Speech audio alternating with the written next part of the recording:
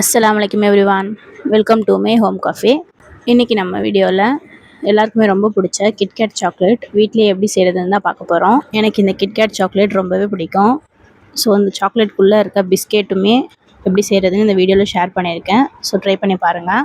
First அந்த சாக்லேட்குள்ளே இருக்க wafer பண்ணுறதுக்கு ஒரு பவுலில் 1/2 கப் மைதா எடுத்துக்கோங்க. 1/4 கப் பவுடர் சுகர் மிக்சியில் பவுடர் பண்ணி சேர்த்துக்கோங்க. கூடவே 1/2 டீஸ்பூன் பேக்கிங் பவுடர், ஒரு பிஞ்ச் ஆஃப் சால்ட் சேர்த்துக்கோங்க. இதெல்லாம் சேர்த்துட்டு நல்லா ஒரு விஸ்க் வச்சு கலந்து விட்டுக்கோங்க. பேக்கிங் பவுடர், சால்ட் இதெல்லாமே மாவோட நல்லா கலக்கணும். இப்போது இது கூடவே ஒரு டேபிள் ஸ்பூன் ஆஃப் ஆயில் சேர்த்துக்கோங்க. நான் ரீஃபைண்ட் ஆயில் சேர்த்துருக்கேன். வாசனை இல்லாத ஆயிலாக பார்த்து சேர்த்துக்கோங்க. இது கூட 1/2 டீஸ்பூன் வெனிலா எசன்ஸ் சேர்த்துக்கோங்க. கடைசியாக இந்த மாவு ரெடி பண்ணுறதுக்கு 1/4 கப் பால் சேர்த்து மிக்ஸ் பண்ணிக்கோங்க. கொஞ்சம் கொஞ்சமாக சேர்த்து கலந்துக்கோங்க. இப்போ பேலன்ஸ் இருக்க இந்த பாலும் சேர்த்து நல்லா மிக்ஸ் பண்ணிக்கலாம். நல்லா விஸ்கு வச்சு கலந்துகிட்டே இருங்க.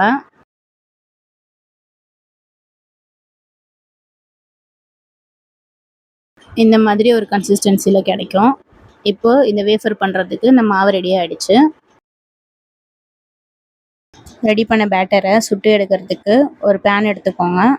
அதில் இந்த மாவை கொஞ்சம் கொஞ்சமாக ஊற்றி நம்ம வேஃபர் ரெடி பண்ணி எடுத்துக்கலாம். ஃபஸ்ட்டு அடுப்பில் சூடு காட்டிட்டு ஒரு கரண்டி மாவு எடுத்து நல்லா மெலிசாக தேய்ச்சி விட்டுக்கோங்க. எந்த அளவுக்கு முடியுமோ அந்த அளவுக்கு மெலிசாக தேய்ச்சிக்கோங்க. உள்ளே இருக்கக்கூடிய அந்த வேஃபர் ஒயிட் கலரில் தான் இருக்கணும். ஸோ ரொம்ப வேக வச்சிடாதீங்க. ஒரு நிமிஷம் வெந்ததுக்கப்புறம் திருப்பி போட்டுக்கலாம். இந்த மாதிரி ஒயிட் கலர்லேயே இருந்தாலே போதும். இதே மாதிரி மீதி இருக்க எல்லா மாவுலேயும் சுட்டு எடுத்துக்கோங்க. இது எல்லாத்தையும் நல்லா ஆற விட்டுடுங்க. சூடு ஆறினதுக்கப்புறம் நல்லா ஒரு மாதிரி பிஸ்கெட் மாதிரி வந்துடும். நெக்ஸ்ட்டு இதுக்குள்ளே சாக்லேட் ஃபில்லிங் வைக்கிறதுக்கு டார்க் சாக்லேட்டும் மில்க் சாக்லேட்டும் கலந்து எடுத்துருக்கேன். உங்களுக்கு வேணும்னா நீங்கள் இதை ஃபுல்லாகவுமே டார்க் சாக்லேட்லேயே செய்யலாம். இப்போ இதை டபுள் பாயிலிங் மெத்தடில் மெல்ட் பண்ணி எடுத்துக்கலாம். மெல்ட் பண்ண சாக்லேட்டை இப்போ ஒரு வேஃபர் ஷீட் எடுத்து அதில் ஃபுல்லாக ஸ்ப்ரெட் பண்ணி விட்டுக்கலாம். நான் வீடியோவில் கொஞ்சம் திக்காகவே சாக்லேட் அப்ளை பண்ணியிருக்கேன். இந்த அளவுக்கு திக்னஸ் வேண்டாம், நீங்கள் ரொம்ப தின்னாகவே எடுத்துக்கலாம். நெக்ஸ்ட்டு ரெடி பண்ணி வச்சுருக்க இன்னொரு ஷீட்டையும் மேலே வச்சு நல்லா ப்ரெஸ் பண்ணிக்கோங்க. ப்ரெஸ் பண்ணிவிட்டு அகெயின் இந்த சாக்லேட்டை போட்டு ஃபஸ்ட்டு செஞ்ச மாதிரியே இதையும் சாக்லேட் ஃபில் பண்ணி எடுத்துக்கலாம். அகெயின் லாஸ்ட்டாக இருக்க இந்த வேஃபர் ஷீட்டையும் போட்டு க்ளோஸ் பண்ணிடலாம். நான் சொன்ன அளவில் உங்களுக்கு ஒரு 3 வேஃபர் ஷீட் வரைக்கும் கிடைக்கும். உங்களுக்கு இன்னும் அதிகமாக வேணும்னா நீங்கள் இதை மெஷர்மெண்ட்டை அப்படியே டபுள் பண்ணிக்கோங்க. இன்னும் அதிகமான ஷீட்ஸ் கிடைக்கும். இப்போ இதை அப்படியே 2ஆக கட் பண்ணி எடுத்துக்கிறேன். கட் பண்ணிவிட்டு இந்த பாதியாக கட் பண்ண ஒரு ஷீட் இருக்கு இல்லையா, அதுலேயும் இந்த சாக்லேட்டை நல்லா ஸ்ப்ரெட் பண்ணி எடுத்துக்கிட்டு மீதி இருக்க இன்னொரு பாதியை போட்டு க்ளோஸ் பண்ணி எடுத்துக்கிறேன். சாக்லேட்குள்ளே இருக்கக்கூடிய வேஃபர் எத்தனை லேயர் வேணுமோ அத்தனை நீங்கள் செஞ்சுக்கலாம்.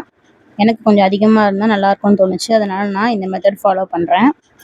ஸோ இப்போ சைடில் இருக்க இந்த எக்ஸ்ட்ரா இதெல்லாம் கட் பண்ணிவிட்டு ரெக்டாங்கிள் ஷேப்பில் ரெடி பண்ணிவிட்டு இதை ஒரு 1/2 hour ஃப்ரிட்ஜில் வச்சு எடுத்துக்கலாம்.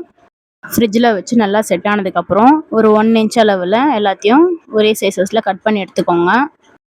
கட் பண்ணதுக்கப்புறம் பாருங்கள், உள்ளே இருக்க வேஃபர் ஷீட் இந்த மாதிரி தான் இருக்கும். இப்போ ஃபைனலாக இது எல்லாத்தையும் சாக்லேட் கோட் பண்ணி எடுக்க போகிறோம். ஸோ அதுக்கு மெல்ட் பண்ண சாக்லேட்டில் இந்த ஒரு பீஸாக போட்டு கோட் பண்ணி எடுத்துக்கோங்க.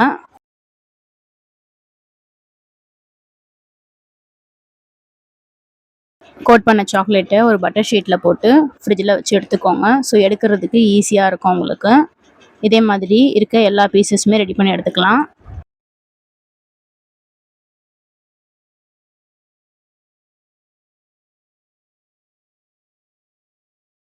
இன்றைக்கி எனக்கு ஒரு 8 பீஸ் அளவுக்கு கிடச்சிருக்கு. இதை இப்போ ஃப்ரிட்ஜில் வச்சு செட் பண்ணி எடுத்தால் ஹோம்மேட் கிட்கேட் ரெடி ஆகிடுச்சு. பாருங்கள் எவ்வளோ சூப்பராக ரெடியாக இருக்குன்னு. இப்போ இது எல்லாத்தையும் ஒரு பிளேட்டில் ட்ரான்ஸ்ஃபர் பண்ணி எடுத்துக்கலாம். ஷேப் மேபி உங்களுக்கு கொஞ்சம் பர்ஃபெக்டாக இல்லாத மாதிரி இருக்கும், பட் டேஸ்ட் ரொம்ப சூப்பராக இருக்கும். ட்ரை பண்ணி பாருங்கள். ட்ரை பண்ணி பார்த்துட்டு உங்களுக்கு எப்படி வந்துச்சுன்னு எனக்கு கமெண்ட்ஸில் சொல்லுங்கள். இந்த கிட்கேட் பண்ணுறதுக்கு நீங்கள் மெயினாக செய்ய வேண்டியதே அந்த வேஃபர் ஷீட்டை பர்ஃபெக்டாக ரெடி பண்ணி எடுக்க வேண்டியது தான். இதே மாதிரி இன்ட்ரெஸ்டிங்கான ரெசிபீஸ்க்கு என்னை ஃபாலோ பண்ணிக்கோங்க. தேங்க்ஸ் ஃபார் வாட்சிங்.